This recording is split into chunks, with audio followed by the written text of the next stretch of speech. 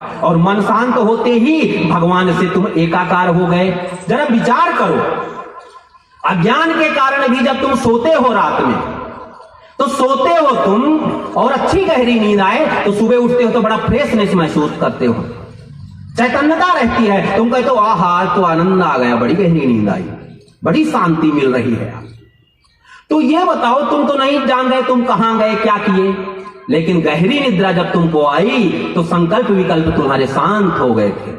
और संकल्प विकल्प शांत होते ही, मन स्थिर होते ही अज्ञानता के कारण जाएगा तो भी शांति तो मिलेगी भगवान के अगर सानिध्य में पहुंचेगा।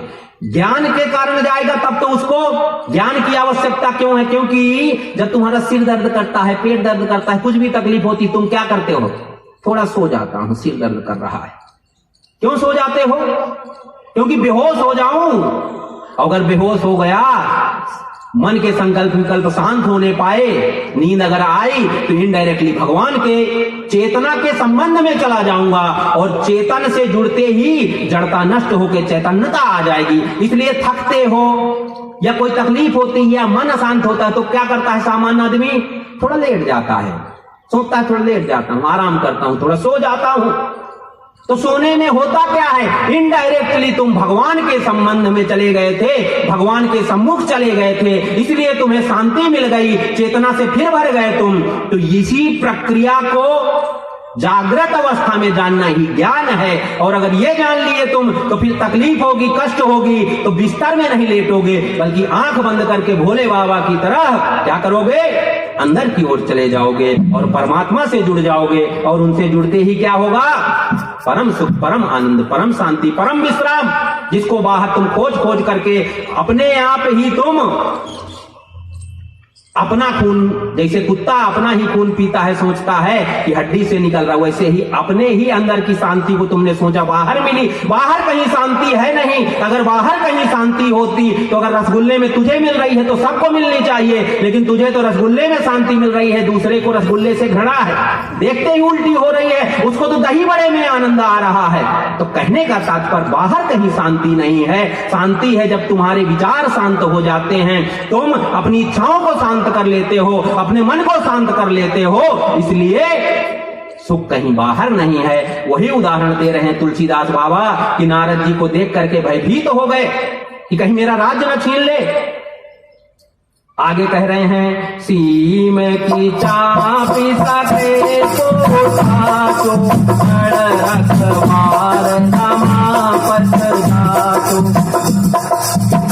क्या किया? जब देखा इंद्र ने कि नारद जी घोर तपस्या कर रहे हैं, खतरा है, कहीं हमारा विषयी भोगी आदमी को हर समय खतरा बना रहता है कि मेरी कहीं कुर्सी छीन न जाए, वो भयभीत रहता है, सशंकित रहता है, सावधान रहता है। सामने वाला अगर थोड़ा भी कुछ करे, अच्छी भावना से भी कोई अपना प्रचार प्रसार करेगा, उसे लगेगा कहीं ये ज्यादा इसका हो गया प्रचार प्रसार, कहीं ये नेता बन गया तो, कहीं इसको टिकट मिलने पाया तो खुरापात चालू। तो ऐसे ही जो पदवी के लिए, पद के लिए और संसार के भोगों के लिए मर रहे हैं, उन्हें निरंतर भय बना रहता है सामने वाले से। लेकिन क्या किया उसके लिए? उन्होंने सोचे इसकी तपस्या ही भंग कर दें।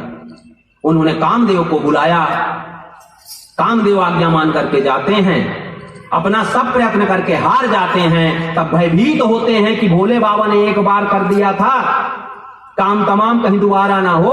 तो जाके चरणों में पड़ जाते हैं, महाराज मैं क्या करूं, देवराज इंद्र हमारा राजा है, उसने भेजा था, इस वजह से मैं आया, मुझे क्षमा कर दें। जब प्रभावित नहीं कर सके तो क्षमा मांगने लगे। नारद जी ने कहा कोई बात नहीं, उसका कोई दोष नहीं है। विषयी आदमी का विषयों में अनुराग रहता है, कुत्ता अगर हड्डी लेके भाग रहा है डर के तो उसका कोई दोष नहीं है, क्योंकि वो सोचता है वहां सुख मिल रहा है। लेकिन हम सब क्या हैं? इन विषयों के पीछे नहीं घूमते, हम तो परमानंद का आनंद लेते हैं जो हमारे अंदर ही भगवान ने दे रखा है। हमें बाहर के विषय भोगों की अपेक्षा नहीं है। नारद को कह दो कि संतों से मत डरा करो, संसारी कभी कोई तपस्या करे तब जरूर तुम्हारे लिए खतरा है। वो तुम्हारे पद के लिए कोई नेता बहुत तगड़ा कुछ यज्ञ करे तो समझना कि कहीं अब ये मंत्री का पद छोड़ के कहीं तुम्हारे पद के चक्कर में तो नहीं है। लेकिन अगर कोई साधु तपस्या करे, भजन करे, तुम्हारे लिए कोई खतरा नहीं है। क्योंकि कैसे खतरा नहीं है? कहते हैं उनकी वमन की हुई वस्तु का तुम भोग कर रहे हो। साधु तो संसार के विषयों को त्याग करके जाते हैं भगवान के भजन के लिए। वो इनको उच्छिष्ट है उनका जिनका तुम सेवन करना चाहते हो। वो भोग विषयों में उनकी कोई रुचि नहीं रहती है। वह तो परम आनंद के लिए ही भजन ध्यान जप कीर्तन किया करते हैं। इसलिए साधु अगर तपस्या करे तो भय मत किया करो, निश्चिंत रहा करो। संसारी करे तब तुम जरूर अपने लिए मन में थोड़ा सा डर रख सकते हो। जब गए बताए कामदेव कि नारद जी ने कहा है ऐसी ऐसी बात, बड़ा आश्चर्य हुआ और सबने सुन करके बड़ा आश्चर्य माना। जितने देवता बैठे थे कि हम तो दिन रात भोग विषयों के लिए मरते हैं और नारद जी ऐसा कह रहे हैं कि साधुओं को भोग विषय नहीं चाहिए। तब नारद जी जब कामदेव कुछ नहीं कर सका, मन में अभिमान जगा। देखो भगवान में लगाए थे चित्त, तब तक श्राप भी बाधित नहीं कर सका उनके चित्त को। लेकिन अब बाहर की ओर चला गया, अब चिंतन चालू बाहर का। तो क्या आया कि अरे भोले बाबा उनको काम कुछ कर तो नहीं सका, लेकिन क्रोध तो आया था। और देखो हमको ना कामदेव हमारा कुछ कर भी नहीं सका, अब क्रोध भी नहीं आया, तो हम क्या हो गए, भोले बाबा से आगे निकल गए। अब देखो अहंकार बढ़ा। तो सबसे पहले कहां जाते हैं, संसारी आदमी भी जिससे कंपटीशन होगा और कुछ ले आएगा, उसके पास 10 लाख की गाड़ी है, 15-20 की लाने पाया, तो पहले उसी अपने मित्र के आसपास घूमेगा कि देख मैं ले आया है। तो वैसे ही नारद जी गए, बोले पहले तो जाना चाहिए ब्रह्मा जी को प्रणाम करने, भगवान को प्रणाम करना चाहिए कि आपकी कृपा से जो भी प्राप्त हो रहा है। लेकिन कहते नहीं, पहले पिताजी के पास नहीं, अपने स्वामी के पास। किसके पास, जिसको कहते हैं कामारी, कि काम के शत्रु है, काम उनका कुछ नहीं कर सका, लेकिन क्रोध तो आया था, जला के भस्म तो किए थे, हमको क्रोध भी नहीं आया, तो जाके पहले उन्हीं को बताएंगे कि हम आपसे आगे निकल गए कंपटीशन में। तब जाते हैं नारद जी भोले बाबा के पास, सब कथा सुनाते हैं। शंकर जी जगत के हितैषी हैं, जगत का हित करते हैं और जगत के लिए हित का ही चिंतन करते हैं। भोले बाबा ने उन्हें बहुत सुंदर बात कही कि अगर आप भगवान विष्णु के पास जाएंगे तो कभी ऐसी बात मत कह देना गलती से। अब देखो उनके मन में और शंका, ये क्यों मना कर रहे हैं, हम उपलब्धि किए हैं, ये हमारी अपनी उपलब्धियां हैं, किसी दूसरे के बाहुबल से हमने नहीं कमाया ये उपलब्धियां, ये हमने अपने आप कमाया है, हमारी अपनी मेहनत है, अपनी सामर्थ्य है, हम तो बताएंगे। अब देखिए भोले बाबा तो अपनी पत्नी के साथ जबरदस्ती नहीं करते हैं। सती को समझाए, एक बार नहीं मानी, कोई बात दोबारा भी समझाए नहीं, तो समझाते हैं, गुरु हैं, अच्छी बात बताते हैं, मान लोगे तो हित होगा, नहीं मानोगे तो भोगोगे। तो जो अपने घर वालों के ऊपर नहीं करता है जबरदस्ती, तो दूसरे के ऊपर क्यों करेगा। बोले हमारा काम तो भैया समझाना है, बताना है, शास्त्रोक्त बात, धर्म की बात, नीति की बात, सत्य की बात, मानना ना मानना तुम्हारा काम। नारद जी ने कहा ये इसलिए मना करना चाहते हैं कि चलो अब कोई बात नहीं, तुमने कर लिया तो कर लिया, पर किसी से बताना नहीं, नहीं तो लोग कहेंगे कि शंकर जी से आगे निकल गए, शंकर जी से बड़े हो गए, तो हमारी महिमा घटेगी।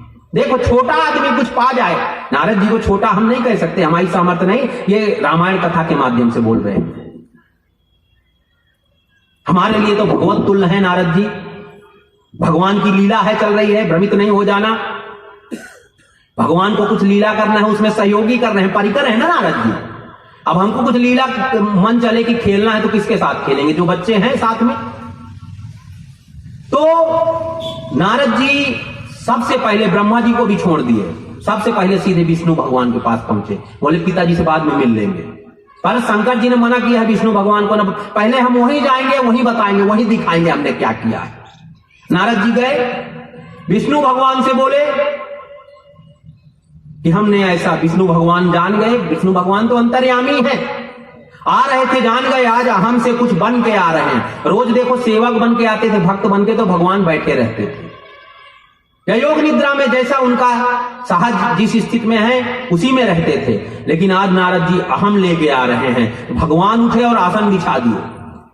देखो अपने से श्रेष्ठ कभी आसन दे, याद रखना, तो उसका आसन नहीं लेना, अपने आप आसन को कम से कम फिर से बिछाकर, श्रेष्ठ से अगर सेवा लिए तो तुम्हारे पुण्य क्षीण हो जाएंगे। अपने से बड़ों से, अपने से श्रेष्ठ से कभी भी सेवा नहीं लेनी चाहिए, उनकी सेवा करनी ही चाहिए, उनके आशीर्वाद से कल्याण होगा। और अगर उनसे सेवा किए तो तुम्हारे पुण्य नष्ट हो जाएंगे, तुम्हारा धर्म नष्ट हो जाएगा। नारद जी गए और बैठ गए दिए हुए आसन में। ओहो, भगवान ने जान लिया कि अब ये विशेष नारद जी हो गए, सामान्य नारद जी, हमारे भक्त वाले नारद जी नहीं है, अब ये विशिष्ट नारद जी हैं, महिमा मंडित नारद जी हैं, श्री श्री 1008 हैं। विष्णु भगवान ने पूछा कि बहुत दिनों बाद नारद जी? बोले हाँ, हम गए थे और थोड़ा सोचे तपस्या कर लें, और तपस्या में लगे तो वो काम भी आया तो कुछ कर नहीं सका। और शंकर जी को तो थोड़ा क्रोध आया था, हमको तो क्रोध भी नहीं आया। प्रभु बोले आप तो धन्य हैं महाराज। अरे मुनि मुनि मुनो होई मन साके, ज्ञान विराग दया नहीं जाके, ब्रह्मचर्य जगत रतमति धीरा, तुम्हीं की कराई मनोभव पीरा। क्या कह रहे हैं भगवान? कह रहे मुनि आप क्या बात कर रहे हैं? आपका नाम लेने से ही बड़ी बड़ी सिद्धियां प्राप्त हो जाती हैं, और मोह तो उसके हृदय में होता है जिसके हृदय में ज्ञान नहीं है, वैराग्य नहीं है। और आप तो ब्रह्मचारी हैं, ब्रह्मचर्य को धारण करने वाले हैं, और आपकी बुद्धि तो स्थिर ही रहती है। आपको क्या कभी प्रभावित कर सकता है किसी भी प्रकार का विकार? कामदेव, क्रोध, कुछ भी आपका नहीं कर सकते। काम, क्रोध, लोभ, मोह, मद मत्सर, सराग, द्वेष, ये कुछ भी तुम्हारा नहीं बिगाड़ सकते हैं। तुम तो सिद्ध साधु हो। भगवान ने महिमा मंडित कर दिया। नारद जी ने कहा नारद कहे ओ सहित अभिमान, कृपा तुम्हारी सकल भगवाना। नारद जी ने क्या कहा? नारद जी ने कहा हाँ महाराज आपकी ही कृपा से सब है। जैसे आप लोग क्या करते हैं, क्या करते हैं, किसी के यहां जाओ, अरे महाराज सबके आपके आशीर्वाद से है, आपकी कृपा से सब आप का है। कह दो जो कितना भाग, जरा वो गरीब आदमी मर रहा है या वहां यज्ञ चल रहा है तो जरा एक तो अपना प्लाट निकाल के वहां लगा दो। अरे महाराज घर वाले घर से निकाल देंगे। अरे तो क्यों झूठ मूठ कहता है कि आपकी ही कृपा से है, आपका ही है, क्यों ठगते हो दूसरे को? नारद जी भी आपकी ही तरह ठगना चाह रहे हैं भगवान को, लेकिन भगवान नहीं ठगे जाएंगे। भगवान अंतर्यामी है, भगवान सब जानते हैं। अच्छा, हमारी कृपा से भगवान ने कहा कि जान गए इनके मन में बड़ा अभिमान आ गया है, और मेरा तो प्रण है। क्या प्रण है भगवान का? करुणानिध मन गीत विचारी, और अंकुरे उगरब सरुवारी, बेगी तो मैं डाली हम उखारी, मन हमारे सेवक हितकारी। भगवान कहते हैं हमारी प्रतिज्ञा है, हमारा प्रण है, हम अपने भक्त का नाश नहीं होने देते हैं। इनके हृदय में जो गर्व ज्यादा हो गया है, अभिमान हो गया है, क्या करूंगा? उसको मैं अवश्य नष्ट करूंगा। भगवान ने मन में ऐसा विचार किया कि ऐसी लीला करता हूं कि मेरी लीलाएं भी कुछ हो जाएंगी और मेरे भक्त का कल्याण भी हो जाएगा। अब जब नारद जी वहां से चले तो थोड़ी देर पहुंचे ही थे। अब देखो जब मोह होता है, अज्ञान होता, आते वक्त तो कुछ नहीं, जंगल खाली प्लाट पड़े हुए हैं, मैदान, और जाते वक्त तो बड़ी भारी क्या बसी हुई है, बड़ा भारी राज्य बसा हुआ है वहां, और सुंदर बड़े बड़े महल बने हुए हैं, सुंदर नर नारी, सुंदर सजा हुआ है, स्वयंवर की तैयारियां चल रही हैं। अब नारद जी तो आप जानते ही हैं, अरे भाई यहां क्या चल रहा है, किस बात की तैयारियां हो रही? अरे महाराज आपको पता नहीं है, यहां तो राजकुमारी का स्वयंवर है। नारद जी ने कहा ये कौन सा नगर है, कभी सुना नहीं इसके बारे में, जरा चलें देखें। जाते हैं, और जब जाते हैं तो राजा ने बड़े प्रेम से बैठाया, चरण प्रक्षालन किया, चरणामृत लेकर के कहा, महाराज कि आप तो महान हैं, आप त्रिकालदर्शी हैं, आप सब जानते हैं, पीछे का, आगे का और अभी का भी, वर्तमान का भी। इसलिए आप कृपा करिए, भूत भविष्य वर्तमान इसका सब देख करके हमें बताइए। नारद जी ने देखा, क्या देखे लक्षण उसके हाथ में? लक्षणता सुबिलोकी बुलाने, हृदय हरस नहीं प्रगट बखाने, यही बरई अमर सोई होई, समर घूम से दीप न होई। लक्षण देखे जब नारद जी ने तो ज्ञान ध्यान छूट गया। देखो, याद रखना, कभी भी कुछ प्राप्त हो रहा है तो वह भगवान की ही कृपा से प्राप्त हो रहा है। तो कभी मन में अहम नहीं करना, कोई विशिष्ट वस्तु मिल जाए तो। नारद जी ने अहम किया और अहम का देखो चित्त स्थिर किया तो सब श्राप भी उतनी देर के लिए बाधित हो गए, जो उनका कभी पीछा नहीं छोड़ेगा जब तक नारद जी का शरीर रहेगा उस कल्प में। लेकिन भगवान के नाम और भगवान के गुणों में, भगवान के चरणों में चित्त लगाया तो क्या हुआ? चित्त स्थिर हो गया। उतनी देर के लिए श्राप, ताप, पाप सब किनारे खड़े हो जाते हैं। उनकी सामर्थ्य नहीं है जो राम नाम ले रहा है। राम राम कई जे जमुहाई, तिनहि न पाप पुंज समुहाई। पाप, एक पाप की तो छोड़ो, सब पाप मिल करके आ जाए इकट्ठे और तुम राम राम राम जप रहे हो, तो उनकी सामर्थ्य नहीं है उतनी देर तुमसे किसी भी प्रकार से छेड़खानी कर दे।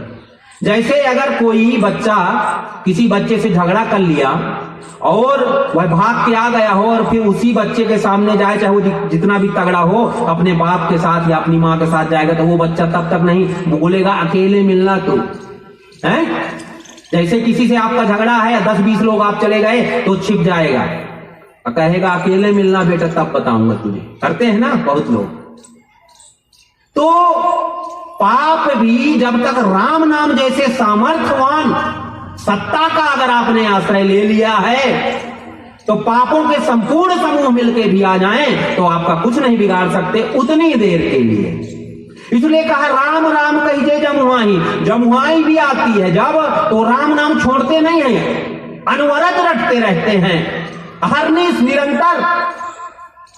तो राम नाम का जो अवलंबन पूरी तरह ले लेते हैं, एक क्षण के लिए भी राम नाम नहीं छोड़ते, तो पाप उनका कुछ भी नहीं कर सकते हैं। तो कहने का तात्पर्य यह है कि राम नाम जब तक तुम जपते रहोगे तब तक तुम्हें कोई कष्ट नहीं होगा। इसलिए कष्टों से मुक्ति चाहते हो, दोषों से मुक्ति चाहते हो, दुखों से मुक्ति चाहते हो, तो क्या करो?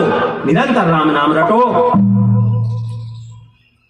अब नारद जी ने देखा कि जो इसके साथ विवाह करेगा वो तो अमर होगा, उसको संसार में कोई जीतने वाला नहीं होगा। सभी देवी देवता, सुर असुर सब उसकी सेवा करेंगे। उन्होंने सोचा, अब ये तो देखो लक्षण है, क्योंकि भगवान की माया के द्वारा वो रचा गया है, तो जो कन्या है वो भी भगवान की माया है, तो माया भगवान की पत्नी है, दासी है। अब वो माया के पति भगवान है, तो भगवान तो अजर अमर अविनाशी है, उनको कौन जीत सकता है? पूरा जगत उनकी सेवा में लगा। लेकिन नारद जी को भ्रम हो गया, अहंकार आते ही देखो भ्रम हो जाएगा, याद रखना, अहम नहीं पालना, नहीं भ्रम हो जाएगा। अब भ्रम हो गया नारद जी को कि अब देखिए त्रिकालदर्शी हैं, सब जानते हैं, लेकिन अहम के कारण सत्य को ठीक से देखना नहीं चाह रहे हैं। नारद जी ने सोचा मैं क्यों ना इससे विवाह कर लूं, अमर हो जाऊंगा। देखो अहम बढ़ा हुआ है ना, संसारी के लिए कितना सुंदर प्रसंग तुलसीदास बाबा दे रहे हैं। अहम बढ़ा हुआ है, अभी काम को जीत लिया करो, अब कंपटीशन वाला चालू है। अभी मैंने काम क्रोध को शिव जी से आगे, अब विष्णु से आगे निकल जाऊं, सब मेरी पूजा में लग जाएं, भगवान की पूजा छोड़ करके इतना श्रेष्ठ हो जाऊं। कंपटीशन में लगोगे तो उसका कोई अंत नहीं है। कंपटीशन कभी किसी से मत करो, कंपटीशन करना है तो अपने आप से करो। क्या मैं शास्त्रोक्त आचरण करता हूं? क्या धर्म में मैं स्थित हूं? क्या अभी मैं मर जाऊं, मेरे प्राण छूट जाएं तो शांति से क्या मैं जा सकूंगा? अशांति तो नहीं रहेगी, असंतोष तो नहीं रहेगा कि मैंने ये गलत किया है, मैं वो गलत किया हूं, मैंने क्या जीवन भर धर्म का आश्रय लिया है। तो अहम मत पालो, किसी से कंपटीशन मत करो, अपने आप को हर क्षण देखो और शास्त्रों से मिलाओ। भगवान की आज्ञा क्या है तुम्हारे लिए, उससे अपने को मिलाओ। क्या मैं भगवान की आज्ञा के अनुरूप आचरण कर रहा हूं? क्या मेरा जीवन ठीक दिशा में जा रहा है?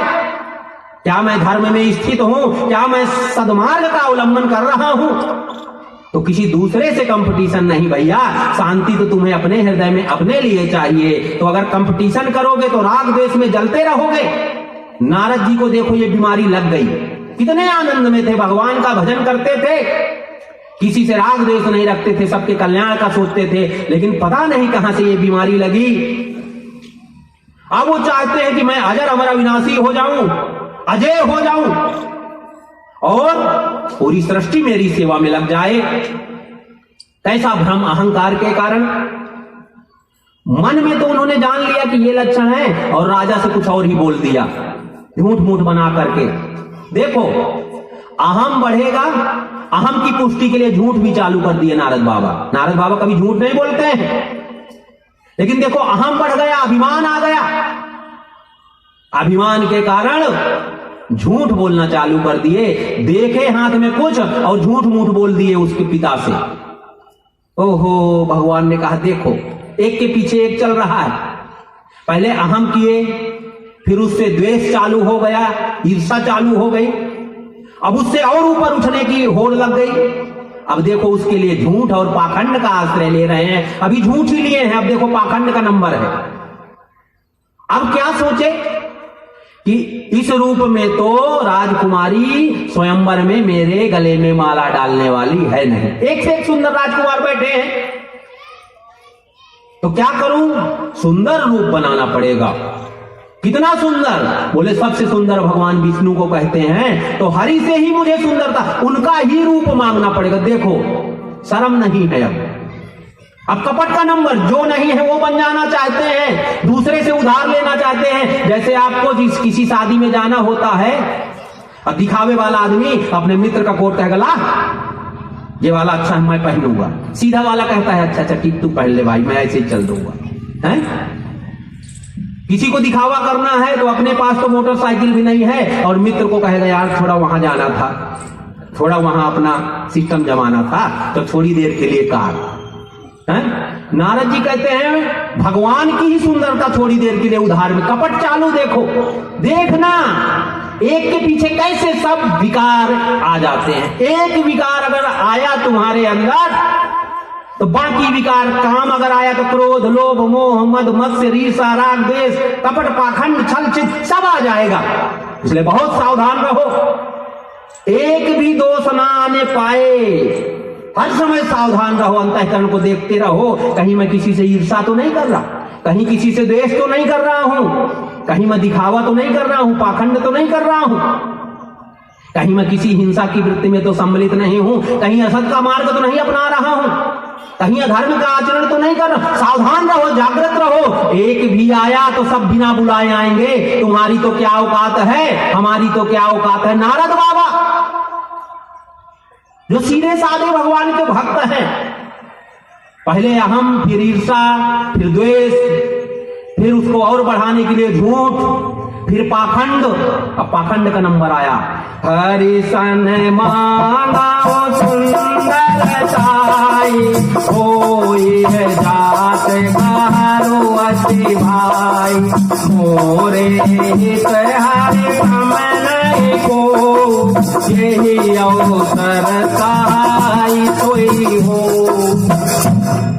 बहुत सुंदर है। देखिए ये सब अवगुण तो आ गए, विकार तो आए, लेकिन भक्त बेचारा जैसा भी होता है, जो भी होता है, लेकिन अंत में शरण किसकी लेता है?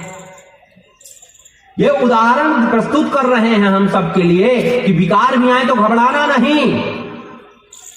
अगर कुछ मांगना भी है, संसार की बड़ी से बड़ी वस्तु या कुछ भी चाहिए तो मांगना हो तो किससे मांगना? नारद बाबा बता रहे हैं अगर दोषों से भी ग्रसित हो गए हो, विकारों से ग्रसित हो गए हो और तुम्हारे मन में कामनाएं जाग गई हैं, इच्छाएं जाग गई हैं, तो भी अगर मांगना हो तो किससे मांगना? नारद बाबा के माध्यम से बता रहे हैं कि मन में आया सुंदर रूप चाहिए, लेकिन किससे मांगेंगे? ऐरा गैरा से नहीं, मांगना ही है तो उनसे मांगेंगे जो सबसे सुंदर हैं, गुणों के धाम हैं। मोरे हित हरिसम नहीं कोई, मेरा हित याद रखो हम सबके लिए है। नारद के भर भगवान नहीं है, हम सबके भगवान हैं, हम सबके स्वामी हैं, हम सबके ईश्वर हैं, हम सबके नाथ हैं। तो उन्हीं का वर अधिकार नहीं, हम सबका अधिकार है भगवान पर। अगर हमें कुछ चाहिए तो जगत के स्वामी हैं, तुम्हें सब कुछ दे सकते हैं। एक बार का बड़ा सुंदर प्रसंग है, हमने कभी सुना था।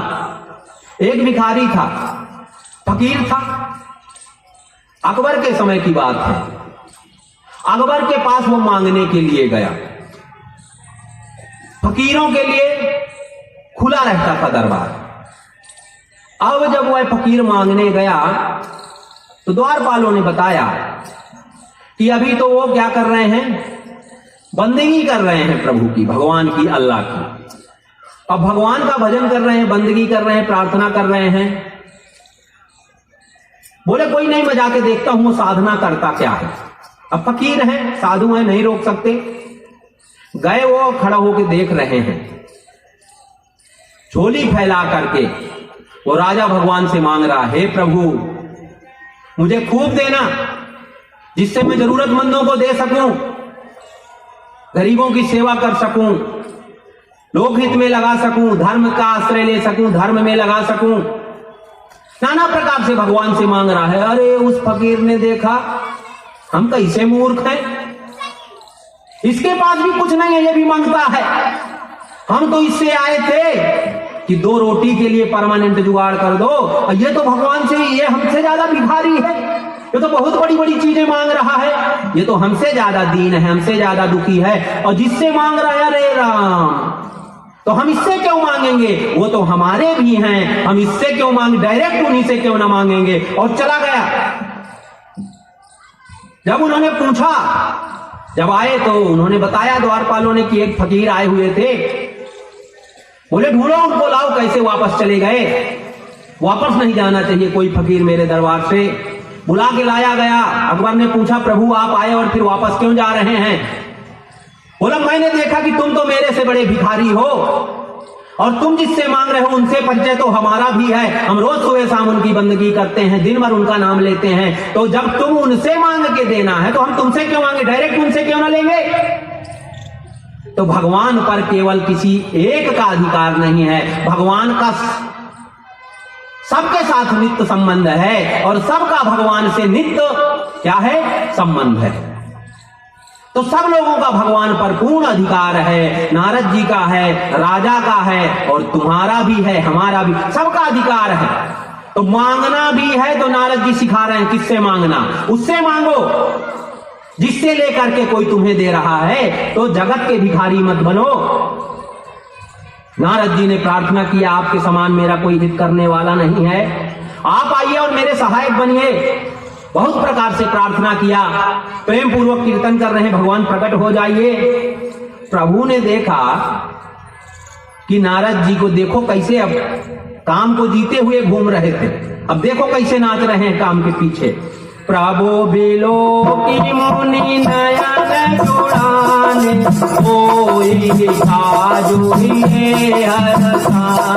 भगवान प्रकट हो गए, और प्रकट हो गए तो नारद जी प्रसन्न हो गए। बोले अब भगवान आ गए हैं तो मेरा काम जरूर बन जाएगा। देखो भगवान की शरण लोगे तो तुम्हारा काम मुफ्त बन जाएगा। नारद जी बता रहे हैं, और क्या कह रहे हैं, बहुत सुंदर बात कह रहे हैं, यही कहनी चाहिए सबको। जय जीवे दीनाथ होई मोरा, करौ तो बेगिताक मैं तोरा। क्या कह रहे हैं, हे प्रभु आप वही काम करिए क्या जिसमें मेरा हित हो। देखो याद रखो, भगवान से मांगना हो तो नहीं कुछ मांग लेना।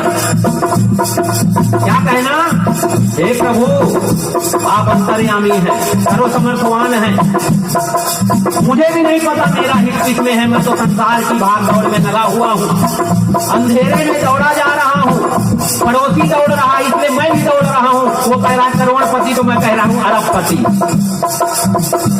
होड़ में शामिल हूं कंपटीशन में और दौड़ा जा रहा हूं, पता नहीं कहां जा रहा हूं, बस दौड़ा जा रहा हूं। तो मुझे तो स्वयं पता नहीं मैं जा कहां रहा हूं, पाना क्या है, कौन हूं, कहां से आया हूं, कहां जाऊंगा, लक्ष्य क्या है, कुछ पता नहीं है प्रभु, लेकिन आपको सब पता है, इसलिए आप वही करना जिसमें मेरा हित हो।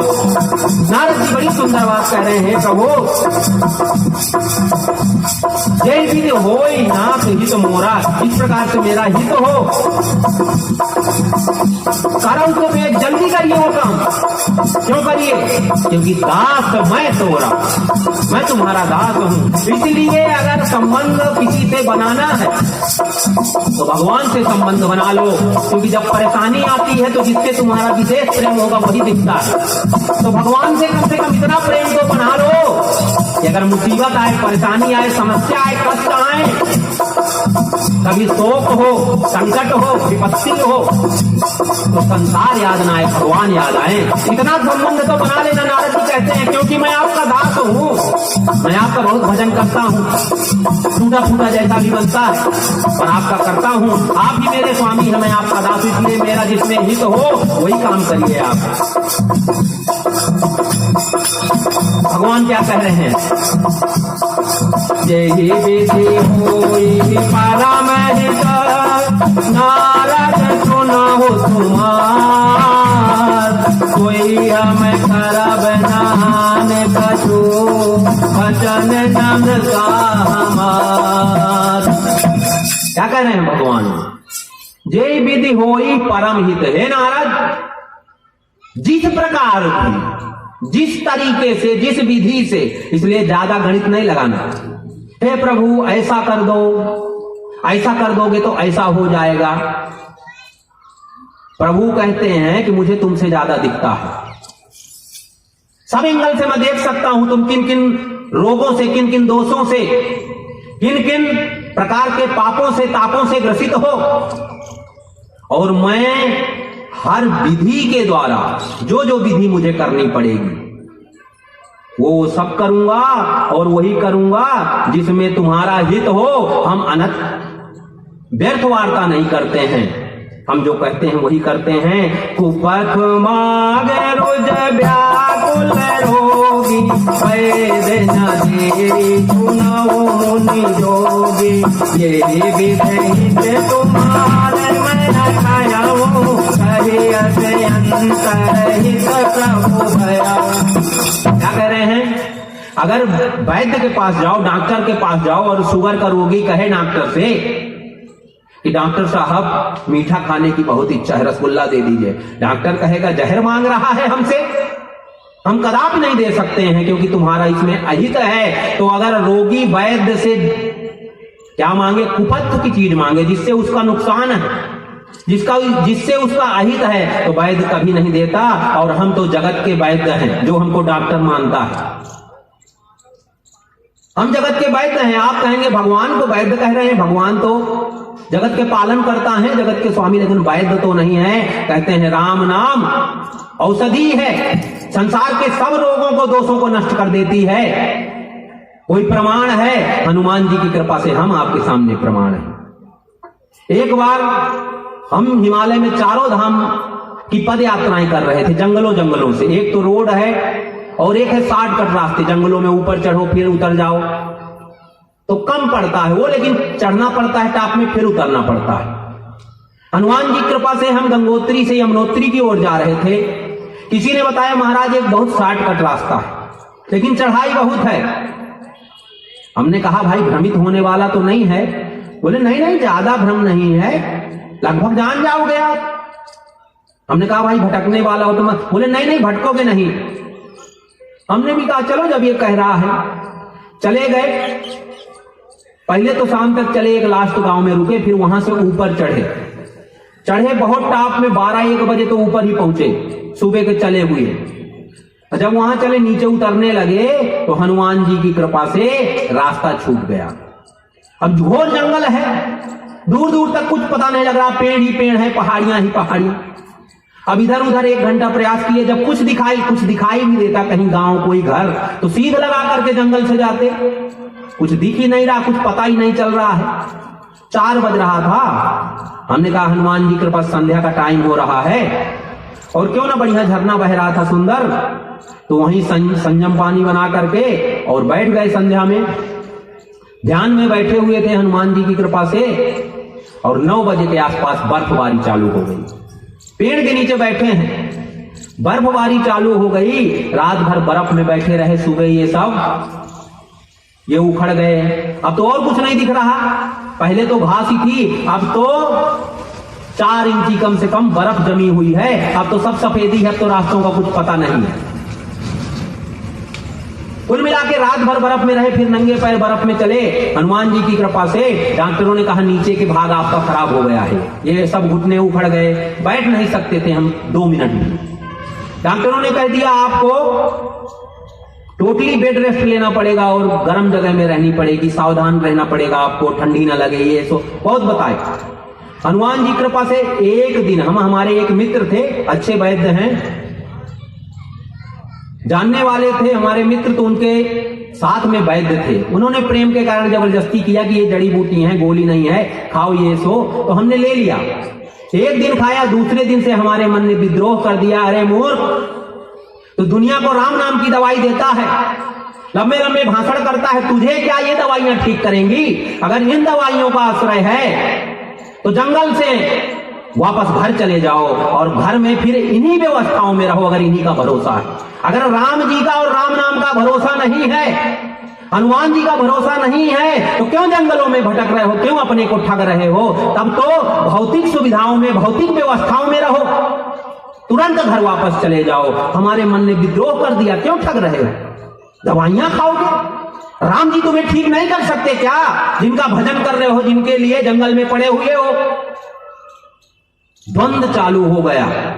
एक दिन ही खाए थे दवाई, रहा नहीं गए, दूसरे दिन सब छोड़े और पद यात्रा में थे, फिर पद यात्रा चालू कर दिए। सबने बहुत मना किया। हनुमान जी की कृपा से, राम नाम के आश्रय से लगभग 1.5 महीने लगे होंगे हमको बद्रीनाथ पहुंचते पहुंचते, धीरे धीरे जंगलों से, झरनों में स्नान करते हुए, हनुमान जी की कृपा से बद्रीनाथ पहुंचते पहुंचते राम नाम के आश्रय से हमारा 70% ठीक हो गया। राम नाम की महिमा देख लो। बर्फ में रात भर बैठोगे तो क्या हाल होगा, जरा उंगली में थोड़ी देर उंगली को बर्फ में डाल के देख लेना। हनुमान जी की कृपा, राम नाम के आश्रय से फिर बद्रीनाथ रहे, लगभग हमारा अब ठीक है, राम नाम की कृपा है, कोई दवा नहीं। एक बार हमारे दांत में बहुत ज्यादा दर्द हुआ, जंगल में थे, फक्कड़ आदमी है, कभी करोड़ों भी हो सकते हैं, कभी 1 रुपए भी नहीं हो सकता है। भगवान की लीला, भगवान की महिमा। दांत में बहुत दर्द हुआ। लोगों से सुनते हैं जिनके दांत दर्द होते हैं कि महाराज जी दांत का अंतिम उपाय है उखड़वा देना। 4-5 दिन हो गए, हमें लगा कि लगता है लोग जो कहते हैं वही करना पड़ेगा क्या, दांत को उखड़वाना पड़ेगा क्या? लेकिन जेब में देखते हैं तो पैसे बिल्कुल नहीं है। अब हमने कहा, हम लोगों को कहते हैं राम नाम बड़ी भारी दवाई है, अब तुम उखड़वाने जाओगे दांत, किसी से कहोगे कि 300 रुपए 400 जो भी दांत उखड़वाने में लगता हो पैसे दे दो, मुझे थोड़ा वहां जाना है अपना इलाज कराने। अगर ये करना है तो घर चले जाओ, राम नाम का आश्रय अगर तुम्हें नहीं है, हनुमान जी पर विश्वास नहीं है, राम जी पर विश्वास नहीं है, राम नाम पर भरोसा नहीं है, दृढ़ता नहीं है, तो क्या करो, तुम घर चले जाओ और उसी व्यवस्था में रहो। फिर क्यों ढोंग कर रहे हो, क्यों जंगल में पड़े हो, क्यों अपने को ठग रहे हो, क्यों धोखा दे रहे हो अपने आप को? हमने कहा हनुमान जी कृपा से क्षमा करें, बिल्कुल नहीं जाएंगे, आप जैसे चाहें वैसे करें। 1 हफ्ते बहुत दर्द रहा, लेकिन हनुमान जी कृपा से स्वतः ठीक हुआ। उसके बाद कभी हमारा दांत दर्द नहीं हुआ है, कम से कम 8-9 साल हो गए। कहने का तात्पर्य, राम नाम ऐसी औषधि है, भगवान के जो चरणों का आश्रय लेते हैं वो ऐसे वैद्य हैं कि क्या नहीं कर सकते हैं वो, लेकिन विश्वास होना चाहिए।